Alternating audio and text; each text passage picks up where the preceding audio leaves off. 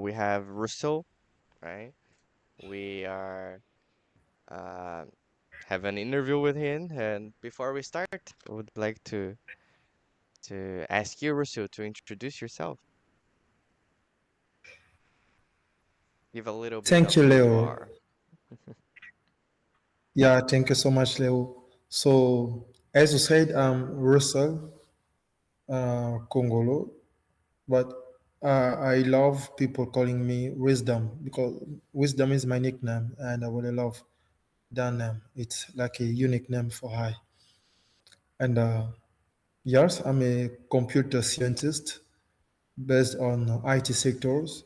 I'm used to working like a IT support. Apart from that, I'm an English teacher. I'm used to tutoring people online or face to face. Yeah, in short, I can say Russell is what I've just said. Okay. Wisdom. Yeah, that's a very strong name in some sense. It carries a lot of weight, right? Yeah, And yeah. as we wanna like just get to know a little bit of your story within episode. Like, how did you find episode? And like, we could start there, yeah, and then we tag along with um next topic. Yeah. Oh well, that's great. You know, as an English teacher, I stopped teaching for a while, so I decided to restart teaching, to teach again. So then I was thinking about a plan that I can set that will help me to work on it, to work on my fluent, also to be on track about English. So then I was scrolling on my Facebook and then I found I'm used to following some groups, English groups like BBC Learning English, British Council, and so on. But Mm, I found episode, a group of episode, and I was interesting because I have seen a picture with people connected and they were talking, they were practicing their English. I say, oh, that's great. So I can join the group also in order to talk with people from different cultures and different countries. You know, I really love discovering new cultures, new people from abroad. You know, I really love talking with people like that. So then I decided to join episode. Then I created my own account. So then now I'm used to attending in a lot of sessions in episode. oh, I see. See, that's great. That's great. But there is one thing that I was a little bit curious about what you mentioned. Like you said that before you were a teacher, and then you stopped, and then now you are a teacher again. So for what reason did you stop being a teacher? And how did like Episoden, what role did Episoden play for you to like be, be a teacher now again? Like, so like reignite this passion. Whoa, that's great. I really love it. It's a great question. Thank you for that question. So I stopped teaching before because I had a job that required me to really work in full time, at full time, I would say. So that's why I stopped with teaching. So now I resign the contract, the agreement. So then I say, okay, I'm passionate about teaching, so I want to restart again teaching. So I restart also teaching in some English centers, my area in my country where I am, Mm-hmm. just close to, and also tutoring people online, like on Google Meet or Facebook or WhatsApp, having discussions with them and so on. And I start following new courses about teachers, courses of teaching English British Council. I don't know if you know that platform, British Council. So that was great, but I would like also to work on my fluency, and to, when you made a lot of time, much time, I would say, without speaking English, you are going to lose your fast way of speaking, you know, Indeed, indeed. and you're gonna think a little bit more before speaking than before. Yes, that's why episode now is helping me to work on my fluency, and also to discover new stress. When I'm talking about stress, I'm talking about the pronunciation of people, different countries, that helped me too much also when I meet people uh, from other countries in my country, so then I can adapt myself and I can listen to them easily. Yeah, yeah, I see. That's a good topic, and it's an interesting story because it's basically you going after your passion, right, which is teaching people. And just to be more Yeah, clear, uh, why? Like, why do you think, why would you say teaching has such a big meaning for you? Like, what does it really mean for you being able to teach, and not only teach, but teaching English? yes, yes. There is a teaching as a meaningful thing for me. For example, in my country, I'm in a French country, DRC, and English is like, if you know English. So just let me just give you an example, a simple example. You apply for a job, you are two, and one knows how to speak English, and another one doesn't know how to speak English. But you have the same qualification. Mhm. So the enterprise will prefer to have the one who is speaking English. Why? Because today's enterprises are working also with people or customers, you know, from abroad, you know. So most of them are used to speaking English. So they want employers who are speaking also English. That's why. So English is very important. And you know, when you teach someone something, it's like you give him something that he didn't have before. You teach someone something new to him, it's like you contribute in his future. Mm, I see, I see. Yeah, yeah, I agree. For the perception I have, especially for great teachers and for people who dedicate to that noble activity, is one of the greatest satisfaction of the teaching itself is knowing and watching how like what you teach can change the lives of people, right? And that otherwise, if you were not teaching them, perhaps they wouldn't be able to achieve some dreams. They wouldn't be able to accomplish some have if, even if it is about a better quality of life, right? And that's something I believe that no money can buy, right? It it Yes. it yeah. So I think that's why like people say, and very well, that's a noble thing, teaching. Um, but also, you know, uh, when it comes to teaching, it's also one of the most expected types of jobs, because like if you teach the same subject for years, there will always be some kind of surprise because the students they are always different, right? Are you also excited, or have you already had any kind of surprise while teaching? Like or was memorable? Yeah. Yes, yes, I had. It's a time that teachers really love when a student come to him, telling him about what the teacher brings to him. That's really touch all teachers' heart. I see. I see. Yeah, that's a deep. And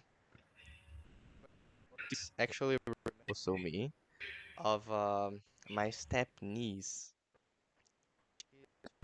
8 years old, and she came and asked her like, "Oh, what do you want to do when you grow up?"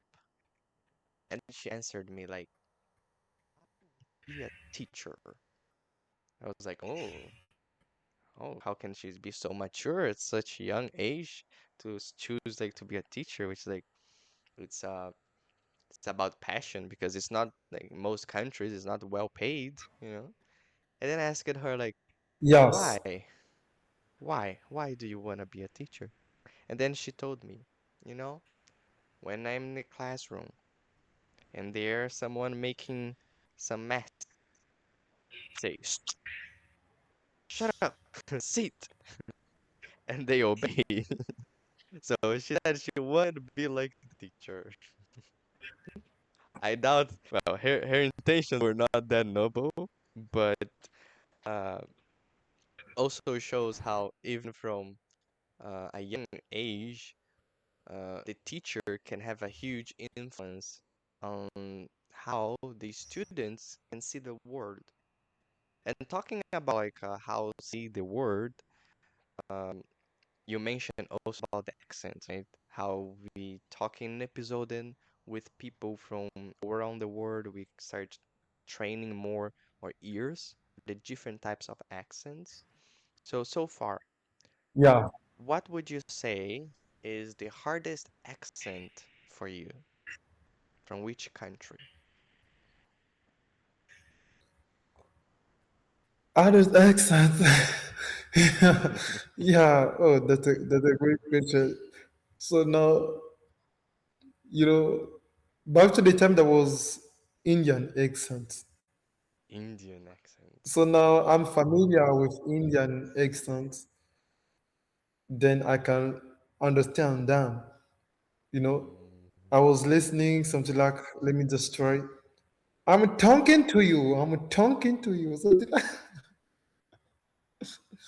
indeed. but now yeah. Now it's a Chinese accent and Indonesian accent. Mhm. Let's Yeah, see, let's see. Indonesian and Chinese accent. Now, talking about like meeting of these countries, we didn't even like touch it to the subject. Like, for how long have you been using Episodin so far? So now I'm about to.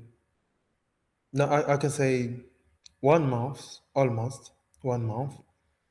I see, I see. Yes, and I have done something like 125 sessions, Oh, and wow. I met people from 30 countries. I see. Uh, this is interesting though. Like, is there anything that like really caught your attention or was really memorable that you learned perhaps like from someone from another country that you didn't know before and surprised you, or even just someone who had a very unique personality that caught your attention while talking episode? Yeah. You know, that's great. You have great questions. I really love it. You know what I'm really passionate about being an episodian is like, all of people that I'm used to meeting are so kind and make me feel easy and comfortable. But apart from that, something that I really appreciated was talking about someone from Brazil. Brazil. Mm, really? So I knew a lot of things about him, about his country, like they really love to play on soccer. Mm, no, They that's true. they are used to dancing samba style and and also the huge forest of the country, Amazonia. So he was really surprised. Then he talked also about my country. He asked me, for example, questions like, what is the difference between Congo Kinshasa and also Congo Brazzaville? You Mm, know, so I it's see. because it's a yeah, Congo Brazzaville, it's a neighbor country. So we are used to speaking the same language like Lingala, our mother tongue language, Mm-hmm. but we separated different presidents. Yeah. Mm, So I was surprised that he knew also my country. Yeah, that was great. And then we were talking about the soccer, and he told me like I asked him the question to know why most of Brazilian really know how to play on soccer. He said to me, all kids in Brazilian are like when they grow up, the parents they give them like a present or a gift, the ball. I say, what? The ball? Yes, yes, the ball because even women and men, they really love playing on soccer.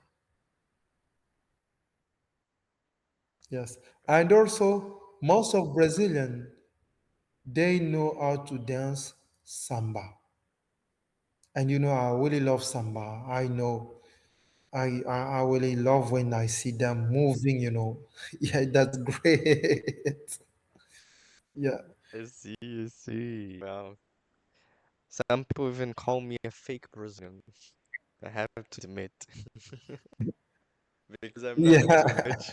I'm not too much into soccer, neither samba. But that's totally true that like it's a very, very strong culture, you know. And I would say it's even like something that helps a lot of people because like in Brazil we have a lot of places where people do not have very good conditions. So when they live, especially young like the young children, the teenagers, and they don't have a very good infrastructure, you know, to grow healthy and also very close to criminals and factions and things like that. And sometimes just their passion by the soccer is what saves them.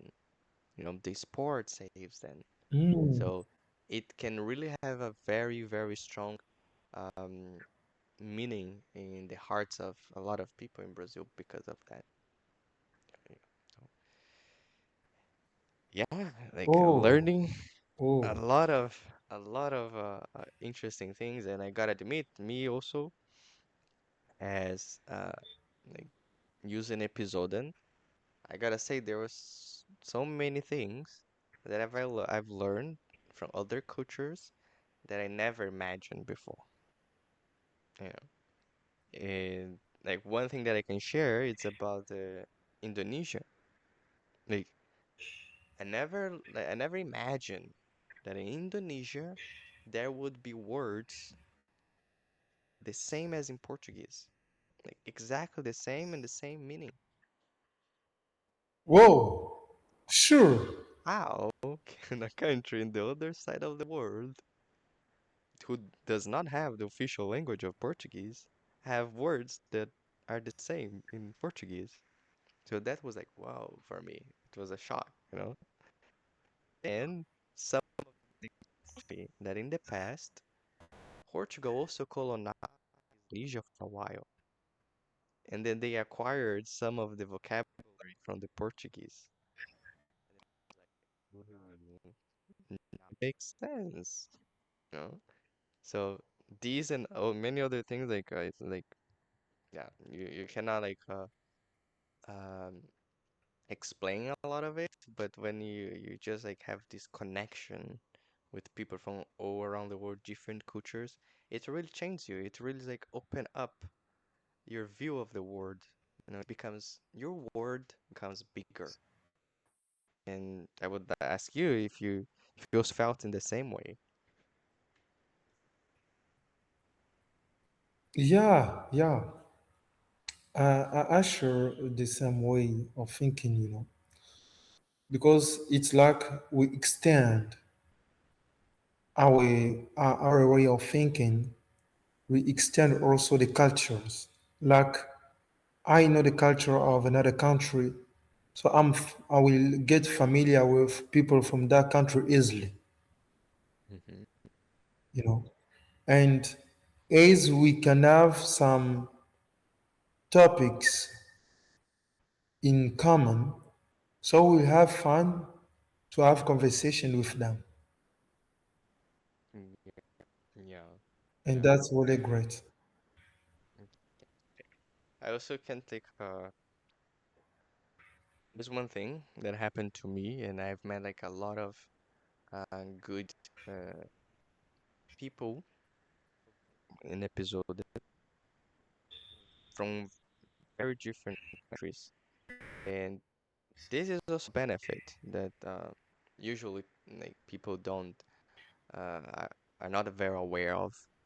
But now I could say because like I'm joining episode for a bit longer than you that Yeah, most there are a lot of countries around the world, at least like more than five, I would say, that if I go there, I would have someone who could help me, like even if it's just to meet places, touristic place or local places. And that's like a thing that it's very underrated. You can change your preference when you go to a new country and you have someone that teach you the things that makes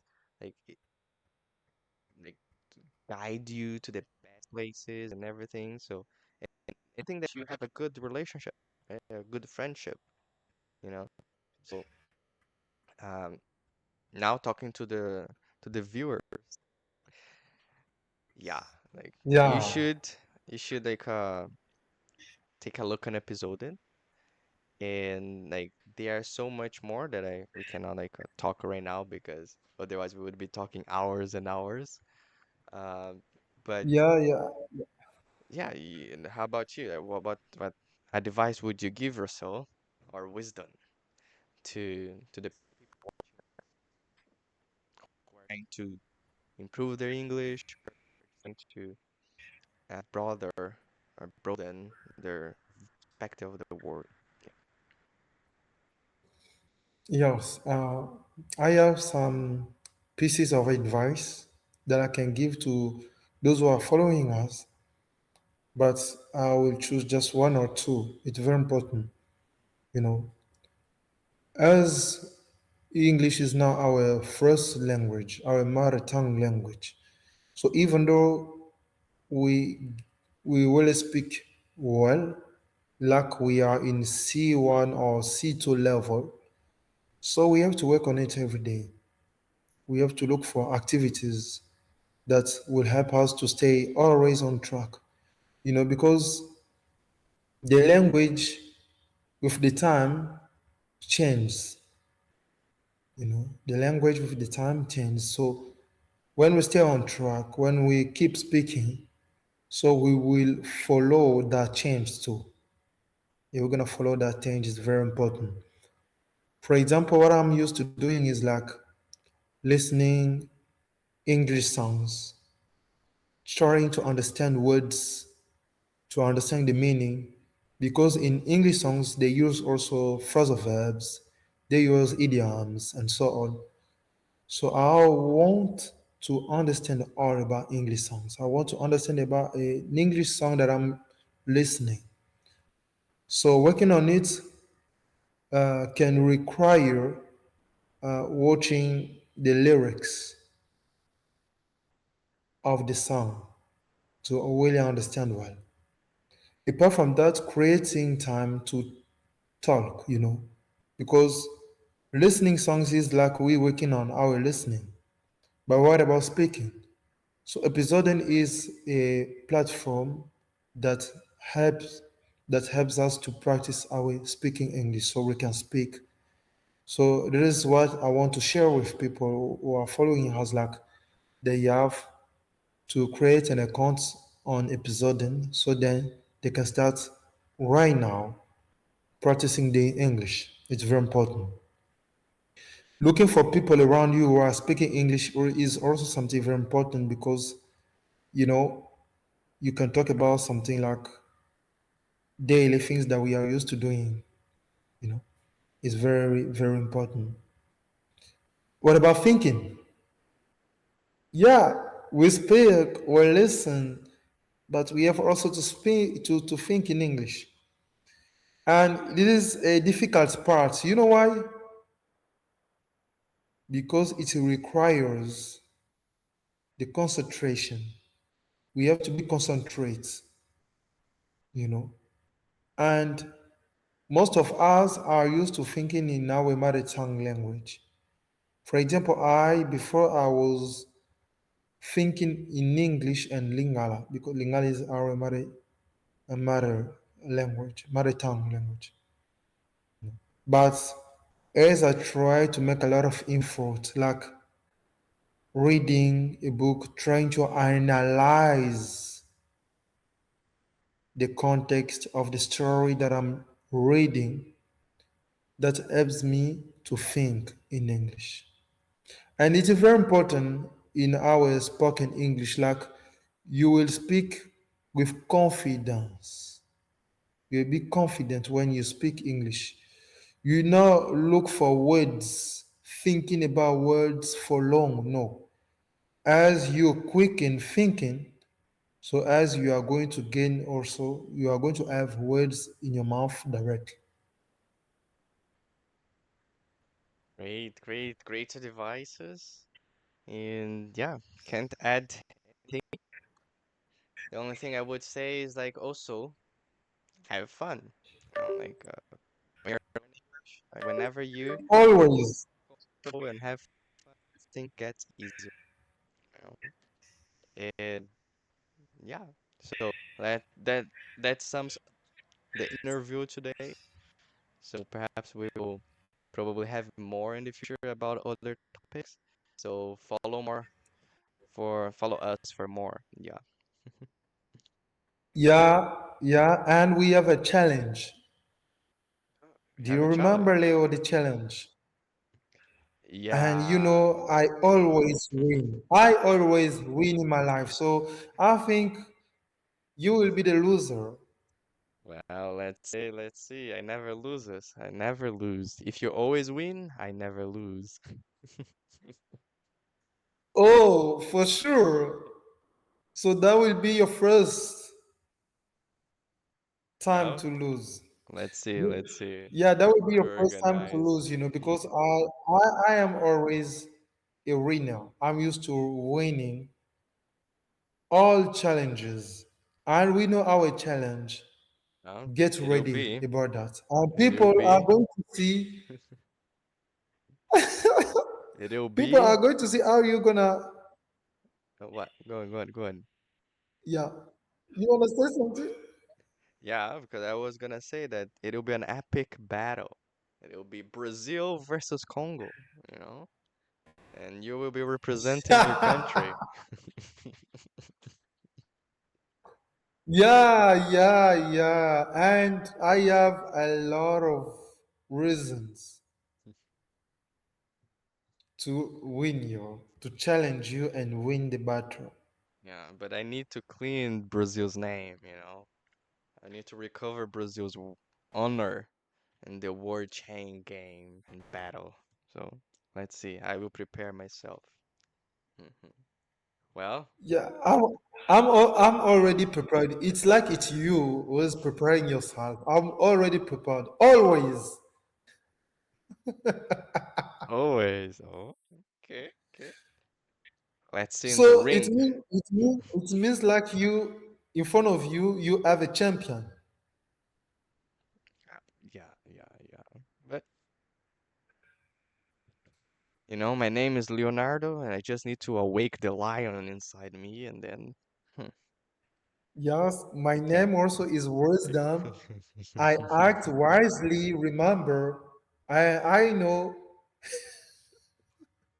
Well, let's see. If you also want to see the outcome of this battle, follow us.